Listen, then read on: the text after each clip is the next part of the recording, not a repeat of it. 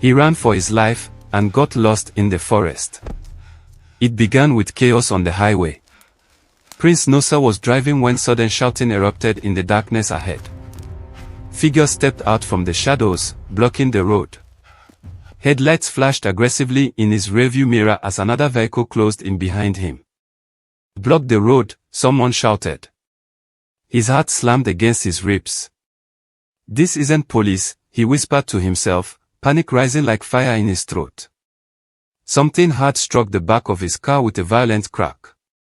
The sound ripped across the highway like lightning splitting a tree. The rear glass shattered, spraying fragments behind him. Nosa swerved the steering wheel so hard his car nearly spun off the road. Ahead of him, dark figures moved closer, faces hidden, their presence threatening under the faint moonlight. Another heavy impact hit the side of the vehicle. Nosa jerked the car to a stop, breath ragged. To the left of the highway stretched a thick forest, black and endless. To the right, more men emerged from the bushes, advancing quickly. "They are coming from everywhere," he muttered. He didn't think again. He flung the door open and ran. Branches whipped against his face. Thorns tore at his expensive shirt. The prince of a billionaire king crashed through mud and leaves like a hunted animal. Behind him, angry voices echoed. After him. He ran into the forest. His polished shoes slipped on wet soil, but he kept going. The forest swallowed him whole. Hours passed. The shouting faded. The night grew colder. By morning, he realized he was lost. The trees looked the same in every direction. Towering trunks. Twisted roots. Thick vines. The deeper he walked, the darker it felt. "I just need to find the road," he told himself, though his voice shook. He walked all day. By nightfall, hunger clawed at his stomach. He had left everything in the car, his phone, his wallet, his identity. The second day was worse. His throat burned from thirst. He found muddy water in a shallow stream and drank without thinking. "I can't die here," he whispered. But the forest did not answer.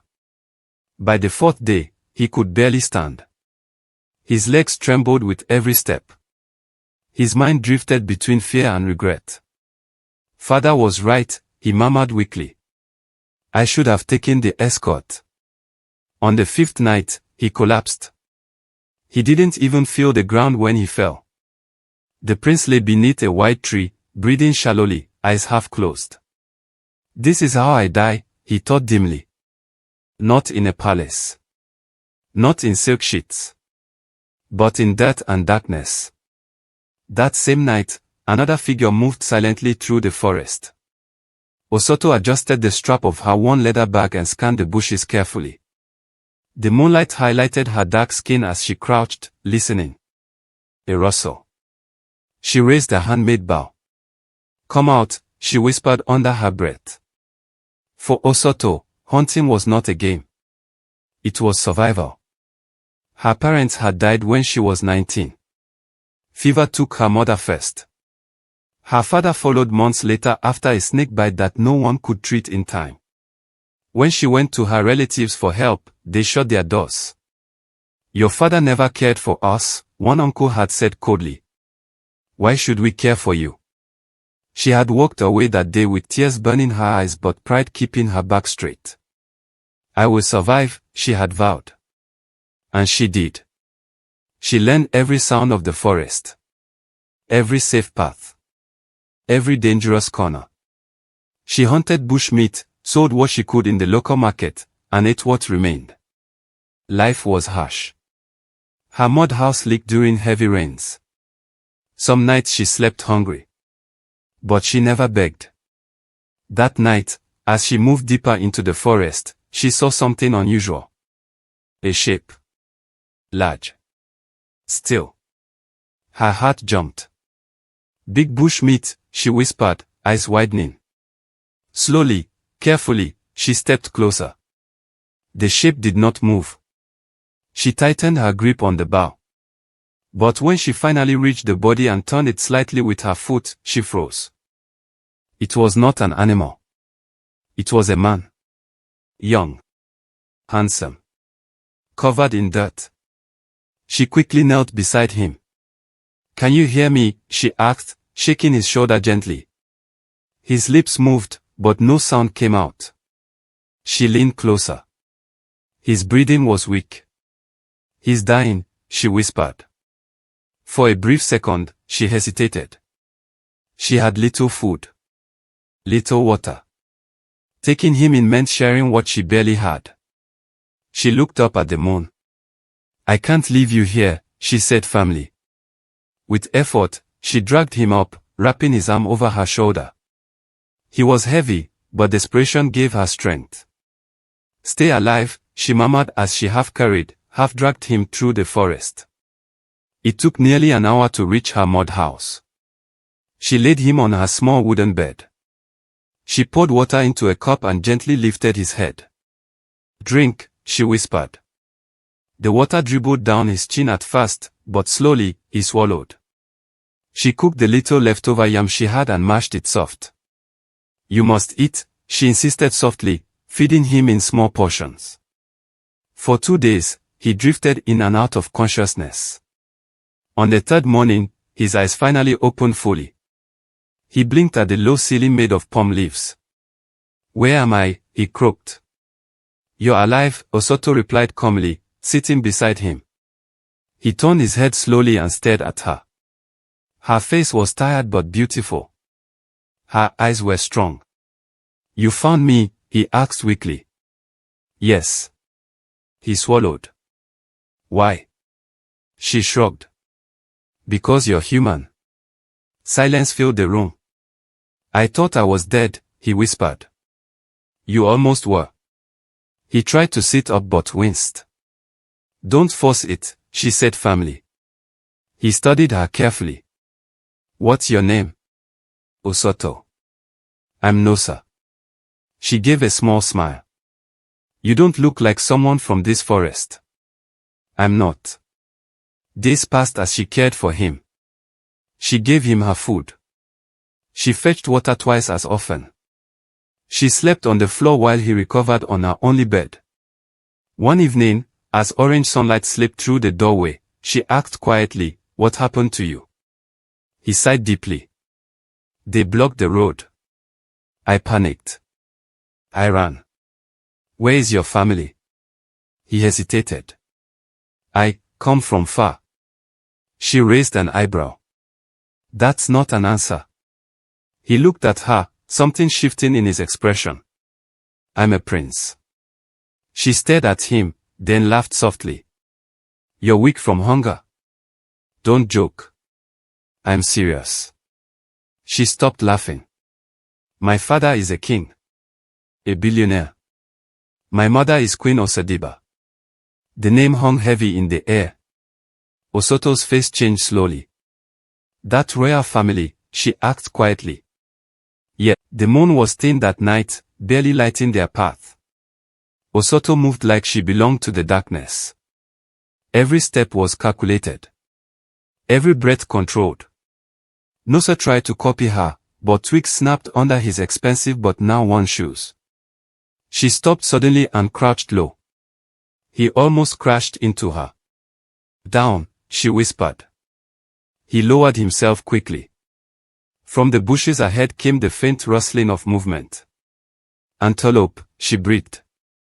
"How do you know?" he whispered back. She tilted her head slightly. "Listen to the rhythm. Not too heavy. Not too light." And the pause between steps. He strained his ears. All he heard was noise. She drew her bow slowly, carefully, like a ritual she had performed 1,000 times. Her muscles tightened. Her breathing slowed. Then she released. The arrow sliced through the night. A sharp cry echoed. Nosa's eyes widened. "You did it," he murmured in awe. Osato stood calmly. "We did not eat yet. Don't celebrate too soon." They moved quickly toward the fallen animal. When Nosa saw it lying still, something stirred inside him, something primal. He looked at her with new respect. You survive like this every day? Yes. Alone? Yes. He shook his head slowly. I complain about slow internet at the palace. She gave him a confused look. What is internet? He laughed softly. Never mind. They carried the antelope together, struggling under its weight. You are stronger than you look, she said quietly. So are you? When they reached her mud house, they walked side by side to prepare the meat. The small fire crackled between them. Nosa watched her carefully as she cut portions to dry and set aside others for the market. You don't keep the best parts? He asked. She shook her head. The best parts sell for more. And you're fine eating the leftovers. She looked at him calmly. Food is food. Something in her simplicity unsettled him. In the palace, food was wasted daily. That night, as they ate small roasted pieces together, Nosa said softly, when I get home, I will repay you. Osato didn't look up. Repayment is not why I saved you. Then why? She paused. No one saved me when my parents died, she said quietly. I decided I will not become like those who turned their backs on me. Silence fell between them, heavy and honest. The next morning, they carried smoked bush meat to the local market. The market was noisy, alive with shouting vendors and bargaining customers. Women called out prices. Children ran between stalls. Nosa looked overwhelmed. You've never been to a market like this, have you? Osato asked with a small smile. Not without guards, he admitted. They sat on a small wooden bench, their meat arranged neatly in front of them. A woman approached. How much for this? Osato answered confidently. 3,000. Too much, the woman protested. They negotiated back and forth. Nosa watched in fascination.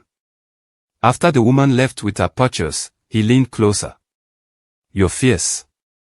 Osato laughed lightly. You must be. Or people cheat you. By midday, they had sold nearly everything. Nosa counted the money carefully. This is enough, he said softly. Enough for transport back to the city. Osato nodded slowly. Tomorrow morning, she said. That night felt different. The air was heavier. They sat outside her mud house, watching the stars. You have more stars here, Nosa murmured. No, she replied. You just see them here. He looked at her. What will you do when I leave? She forced a small shrug. What I always do. Hunt. You don't want more? She turned to face him fully. Like what? Comfort. Security. A bigger house. She held his gaze. Comfort can disappear overnight, she said softly. Security is an illusion. I want peace. He swallowed. I feel peace here, he admitted quietly. Their eyes lingered a moment too long. The next morning, the sun rose too quickly. Osato handed him a small cloth bag with the money. This will get you home, she said calmly. He took it, but his hands trembled slightly. I don't know how to thank you. You already did, she said gently. How? You survived. They stood facing each other awkwardly. Then Nosa stepped forward and wrapped his arms around her. She froze at first. Then slowly, she hugged him back. Goodbye, Osato, he whispered near her ear. Goodbye, Nosa. He walked away down the narrow path that led toward the main road. Osato stood there long after he disappeared. That night, she went hunting alone. Every sound felt louder. Every shadow felt deeper. She paused at the spot where she had first found him. You almost died here, she whispered to the empty forest. Her chest tightened unexpectedly. Meanwhile, Nosa reached the highway and managed to flag down a transport vehicle. When he finally arrived at the massive gates of the palace, guards froze in shock. Prince Nosa, one shouted. Within seconds, chaos erupted. Inside the grand mansion, Queen Osato was in the sitting room when the news reached her. "My son," she gasped. She ran toward the entrance, royal dignity forgotten. When she saw him, dirty, thin, wearing torn clothes, she burst into tears. "Nosa," she cried, pulling him into her arms. "Where have you been? We searched everywhere." "I'm sorry, mother," he whispered. King Adeyemi emerged, face down but eyes shining with relief. "You gave us fear," he said deeply. "I know. Prepare water," the queen ordered the maids. "Food. Clean clothes." As servants rushed around him, Nosa felt strangely disconnected. The palace was grander than he remembered. The marble floors gleamed. Crystal chandeliers sparkled above. Yet something felt missing. Later that night, dressed in silk and seated at a long dining table filled with dishes, he barely touched his food. Queen Osato noticed. "You're not eating." "I'm full," he replied quietly. "You were starving days ago." He nodded but remained silent. When he finally lay in his luxurious bed, sleep would not come. He stared at the ceiling. He could almost hear Osato's voice. "You're careless." He smiled faintly. The next morning, he walked into the breakfast hall where his parents were seated. "Father. Mother. There's something I must tell you." They looked at him attentively. "I met someone," he said firmly. Queen Osato smiled softly. "Already?" "Yes." "Who is she?" the king asked. "Her name is Osato." "And," his father pressed. "She saved my life. She took me in. She fed me. She hunted for me." The king exchanged a glance with the queen. "And what does she do?" Queen Osato asked carefully. "She's a hunter." Silence. "A hunter," the king repeated. "Yes." "From what family?" the queen asked. "She has no parents." The king's jaw tightened. "You cannot be serious, Nosa." "I am." "You wish to marry a poor village hunter because she helped you?" Nosa's voice rose slightly. "Because she is brave. Because she is kind. Because she did what no one else would have done." Queen Osato's expression softened with concern. "You barely know her." "I know enough."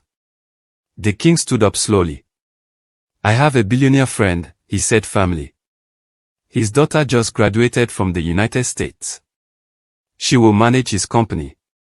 That is who you deserve." "I don't want someone I deserve," Nosa shot back. "I want someone I love." "You think this is love?" the king demanded. "I know it is." The room trembled with tension. "You will forget this girl," the king declared. Nosa's eyes hardened. "No," he said quietly. "I won't."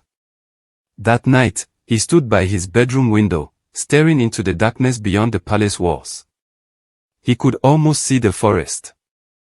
Almost see her silhouette moving between trees. "I'm coming back," he whispered.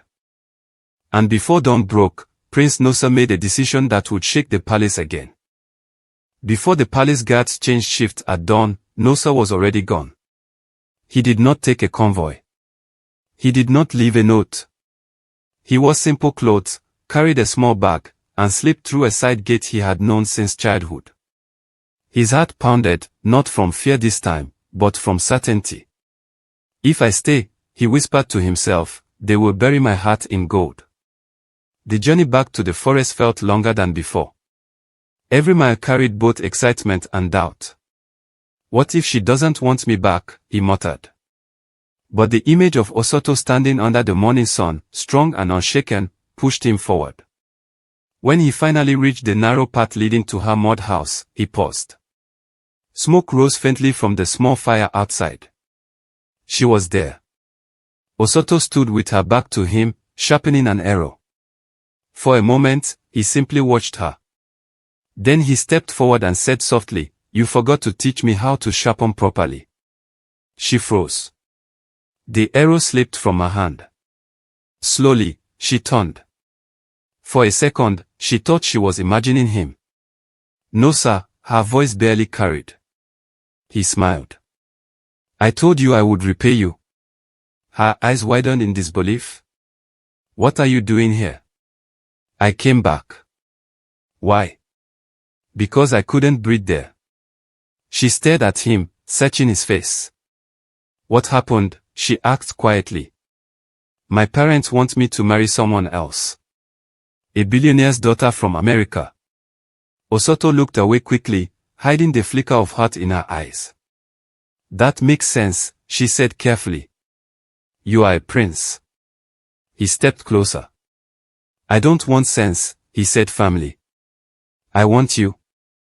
Her head snapped back toward him. Don't say things you don't mean. I mean every word. She shook her head slightly. This is your word for now. The forest is just an adventure. It's not, he insisted. It's the first place I felt real. Silence hung between them.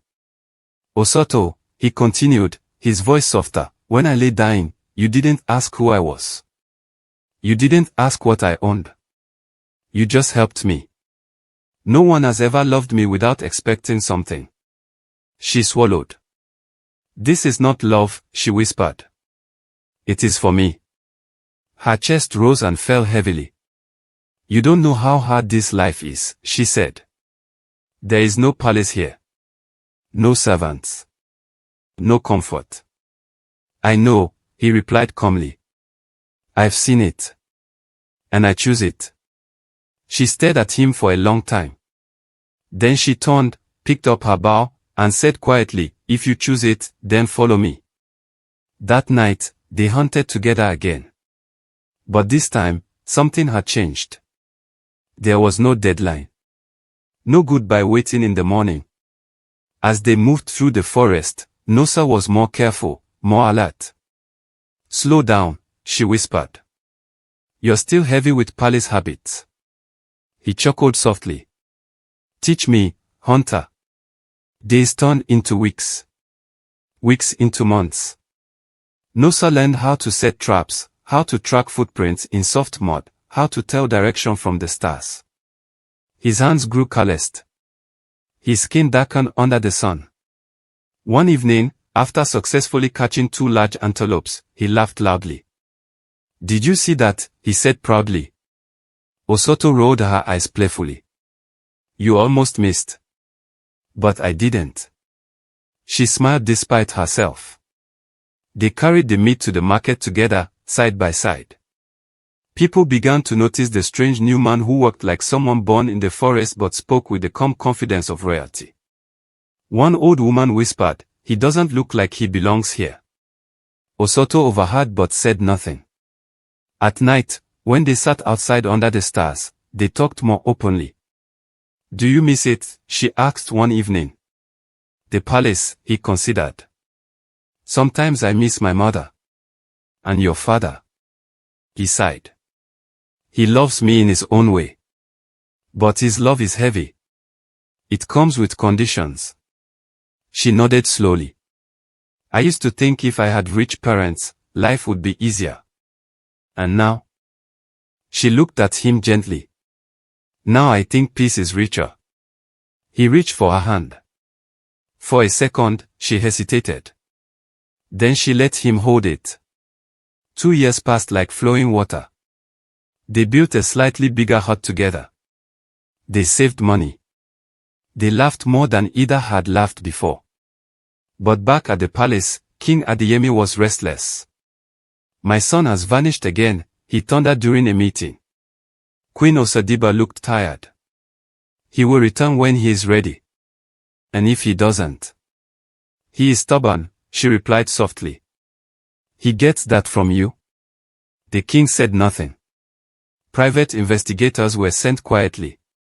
Rumors began to spread in elite circles. The prince ran away for a village girl. The king has lost control of his own heir.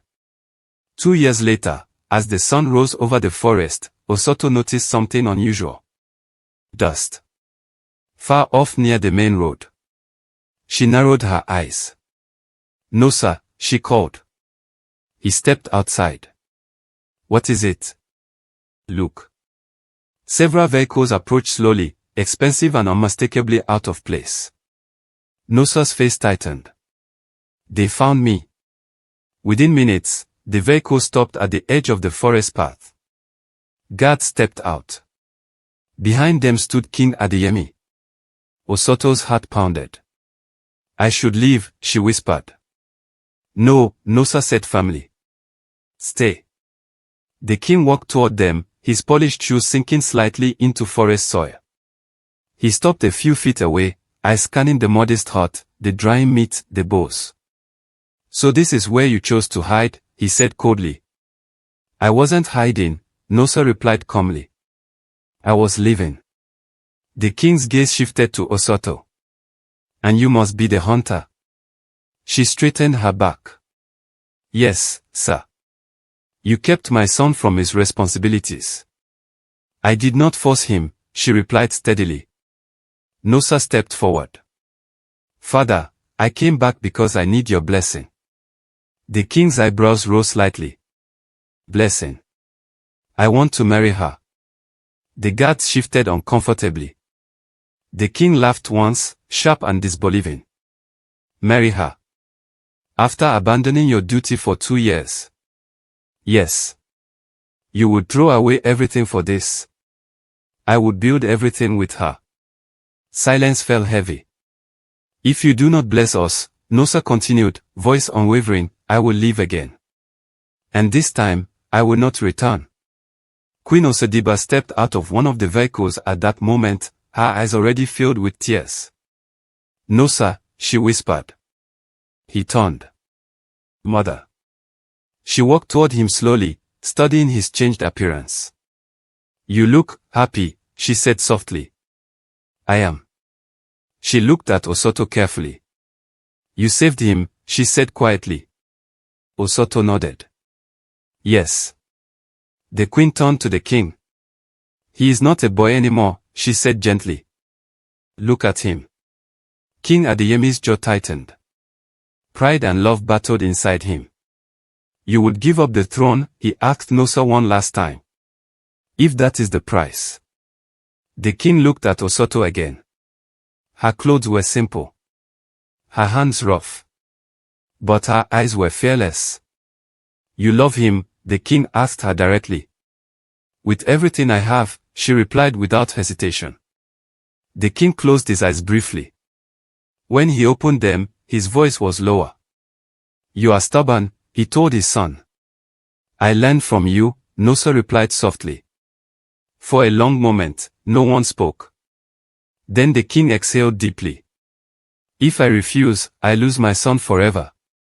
He looked at Osato once more. "Will you stand beside him when storms come? Not just in forest, but in palaces?" "Yes," she said firmly. "And will you respect this family?" "Yes." Finally, King Adeyemi gave a slow nod. "Then you have my blessing." Osato gasped softly. Nosa's breath caught in his throat. "But," the king added, "this marriage will not be hidden in the forest. If you marry my son, you will stand before the world." Osato's heart raced. "I am not afraid," she said. Nosa turned to her, eyes shining. "Are you sure?" She smiled through tears. "I faced the forest alone. I can face a palace with you." And for the first time in years, King Adeyemi smiled faintly. "Prepare to come home," he said. But neither of them knew that the palace was not done testing their love. The palace gates opened wide, and the world watched. News traveled faster than harmattan wind. The missing prince had returned, not alone, but with a hunter from the forest. Rumors exploded across cities and villages alike. A bush girl. A hunter. Is it true? Inside the palace, preparations had already begun. Queen Osadiba stood before Osato in a grand dressing room lined with tall mirrors and golden frames. Maids moved around them carefully, holding fabrics worth more than Osato had ever imagined touching. Osato stood still, her heart pounding. "This is too much," she whispered. Queen Osadiba smiled gently. "You face the forest without fear. Don't tremble before silk." Osato looked at her reflection. The palace had bathed her, treated her hair, and dressed her in a temporary robe while final fittings were being completed. "I don't want to lose myself," Osato said softly. The queen stepped closer. "You will not," she assured her. "A palace can change clothes, not character." Meanwhile, in another wing of the mansion, Nosa stood with his father. "You understand what this means?" King Adeyemi asked family. "Yes. You will not only be her husband. You will still be a prince." "I know. There will be critics. Business partners who whisper. Families who judge." Nosa met his father's eyes. "They judge when I left. They will judge when I stay. I no longer live for whispers." The king studied his son carefully. "You have changed." "Yes." "For the better?" the king asked. Nosa gave a small smile. "Ask yourself that." Outside the palace, workers transformed the enormous courtyard into something breathtaking. White tents stretched high. Crystal chandeliers were hung even outdoors. Musicians rehearsed. Chefs prepared endless courses of food. Invitations had been sent to presidents, billionaires, governors, business moguls, and royal families from neighboring nations. Some came out of respect. Some came out of curiosity. And some came to see the forest girl who captured the prince. The night before the wedding, Osato stood alone on a balcony overlooking the city lights. Everything felt unreal. "You're thinking too loudly," Nosa's voice came softly from behind her. She turned. "You shouldn't see me," she said nervously. "It's bad luck." He chuckled. "We already survived armed robbers and the forest. I think we are stronger than luck." She stepped closer. "Are you sure about this?" she asked quietly. "After tomorrow, your world changes forever." "It already changed the day you gave me water," he replied. She smiled faintly, but her eyes shimmered. "I'm afraid." "Of what?" "That I won't belong." He gently held her hands. "Osato, I didn't fall in love with you because you belong to this world. I fell in love with you because you belong to yourself." Her throat tightened. "Promise me something," she whispered. "Anything. If one day this palace becomes too heavy, we will go back to the forest sometimes." He smiled warmly. "We will always have the forest." The next morning, the palace erupted with life. Traditional drummers lined the entrance. Cultural dancers moved in synchronized rhythm. Luxury cars filled the long driveway. Guests gasped as they entered the decorated courtyard. At the far end stood a magnificent floral altar designed with both royal elegance and subtle forest elements, green vines woven into white roses, a symbolic bridge between two worlds. Inside her dressing room, Osato stood before the final mirror. Her wedding gown was breathtaking, white and gold, embroidered with delicate patterns inspired by forest leaves. Her dark skin glowed against the fabric. A maid whispered, "You look like a queen already." Osato inhaled deeply. Queen Osadiba entered slowly, her eyes moist. "My daughter," she said softly. Osato turned, surprised. "You call me that?" she asked. The queen stepped forward and placed a gentle hand on her cheek. "You saved my son when no one else could. You loved him when he had nothing. That is royalty." Tears rolled down Osato's face. "Thank you, mother." The music outside changed. It was time. Guests rose as Prince Nosa stepped forward first, dressed in a regal white suit with gold detailing. He looked calm, but his heart pounded like it had the night he ran into the forest. Then the doors opened. The entire courtyard seemed to inhale at once. Osato walked forward slowly, her steps steady, her eyes locked on Nosa. Whispers faded. Judgment dissolved. In that moment, she did not look like a poor hunter. She looked powerful. She looked undeniable. Nosa's eyes filled as she reached him. "You're trembling," she whispered softly. "Because you're real," he replied. The officiant began the ceremony, but the world around them blurred. "Prince Nosa Adeyemi," the officiant said, "do you take Osato?" "I do," he said before the sentence finished, causing soft laughter among the guests. Osato smiled. "Osato," the officiant continued, "do you take Prince Nosa?" She looked directly at Nosa. "I take the man who chose love over gold," she said clearly. "I do." The courtyard erupted in applause. When Nosa lifted her veil and kissed her, even the king wiped his eyes discreetly. King Adeyemi stepped forward after the vows. "I once believed power was measured by alliances and wealth," he said loudly to the crowd. "Today, my son has reminded me that power is also measured by courage."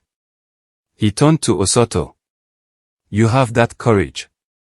Applause thundered. The celebration that followed was beyond grand. Fireworks painted the night sky in gold and emerald. Musicians played until dawn. Food flowed endlessly. Laughter echoed across the palace grounds. At one point during the reception, an elite businessman approached Osato cautiously. "You must find this overwhelming," he said politely. She smiled calmly. "I once carried an antelope heavier than your doubt," she replied gently. He blinked, then laughed respectfully. Later that night, Nosa pulled her onto the dance floor. "You dance better than you hunt," he teased. "Careful," she warned playfully. "I still have good aim." They laughed, spinning under the lights. Months after the wedding, Osato surprised the royal council during her first official appearance. "I would like to establish a foundation," she said firmly during a meeting. "For what purpose?" a council member asked. "For orphan children," she replied. "And for rural communities without support." The room grew quiet. King Adeyemi looked at her thoughtfully. "You wish to invest in villages?" "Yes," she said steadily. "No child should feel abandoned the way I did." Nosa squeezed her hand proudly. And so, the former hunter began building schools, clinics, and support systems in forgotten areas. She visited villages personally, speaking to young girls. "You are not small because you are poor," she would tell them. "You are powerful because you survive." Years passed. The palace changed. Not just in decoration, but in spirit. Nosa often escaped with Osato back to the forest. No guards. No cameras. Just them. One evening, standing beneath the same tree where she had once found him half dead, Nosa looked at her and said softly, "If I had not run into this forest, I would have never found my life." Osato smiled. "You were not running from robbers," she said gently. "You were running toward your destiny." He laughed softly. "And my destiny hunts very well." She nudged him. They stood there quietly, hands intertwined, listening to the familiar sounds of nature. From abandoned orphan to queen. From lost prince to grounded king. Their story became legend, not because of wealth, but because of choice. They chose love. They chose courage. And in doing so, they proved that sometimes, the greatest royalty is not born in palaces. It is forged in the wild. And they lived happily ever after. If this story touched your heart, if you felt Osato's strength, Nosa's courage, and the power of choosing love over gold, then don't just scroll away. Stories like this remind us that true royalty isn't about crowns, it's about character.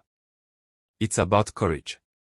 It's about choosing love when the world expects something else. If this moved you, even a little, red heart like this video so more people can discover stories that inspire hope. Sparkles, subscribe to the channel and join a community that believes love, resilience, and destiny still exist. Your support helps us tell more powerful stories, stories that make you feel, think, and believe again.